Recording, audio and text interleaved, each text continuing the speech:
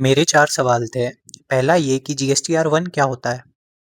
GSTR-1 एक return होती है जो हर महीने और क्वार्टरली रिटर्न जाती है। जिनकी क्वार्टरली रिटर्न होती है उनकी क्वार्टरली, और जिनकी मंथली होती है उनकी मंथली रिटर्न जाती है GSTR-1।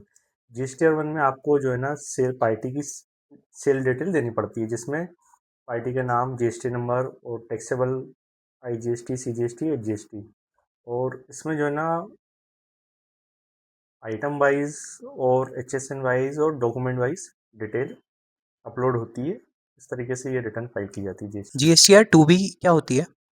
GSTR-2B जिसमें आप जो परचेस करते हैं ना, उसमें वो पूरे सारे बिल्स होते हैं उस डेट के, उस मंथ के। तो आपको वो 2B में जाके जो है ना आपको अपने बिल एक्सेप्ट करने पड़ते हैं। जो आपके बिल नहीं है, जो गलत बिल है या आपके नहीं है, तो उनको रिजेक्ट करना पड़ता है। तो जो बिल आपके हैं उनको एक्सेप्ट करके वो 2B फाइल किया जाता है।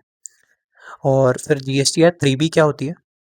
GSTR-3B में जो है ना आपका जो सेल का डाटा है, जो GSTR-1 में आपने फिल किया है, ये कैरी फॉरवर्ड होके 3B में आता है।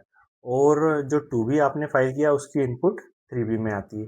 तो दोनों का कंपैरिजन होता है सेल और परचेस का। तो इसमें अगर आपका टैक्स पेबल है तो आपको टैक्स भरना पड़ता है, और अगर आपका इनपुट ITC है तो वो कैरी फॉरवर्ड होता है। इस तरीके से आपको जो है ना 3B रिटर्न फाइल करना होता है। GSTR-1 और GSTR-3B में क्या अंतर है?